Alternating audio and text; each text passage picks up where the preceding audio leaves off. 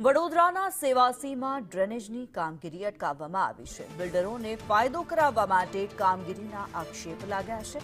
ગ્રામજનોએ વિરોધ કરીને ડ્રેનેજ કામગીરી અટકાવી। સેવાસી, ખાનપુર અને અંકોડિયાના રહીશો દ્વારા વિરોધ કરવામાં આવ્યો છે। 5 વર્ષથી પાલિકામાં સમાવિષ્ટ છતાં પણ સુવિધાઓનો અભાવ જોવા મળી રહ્યો છે।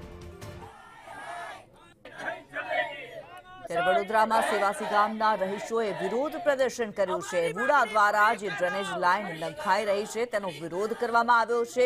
પ્રચંડ વિરોધ કરતા પ્રદર્શન કરવામાં આવ્યું।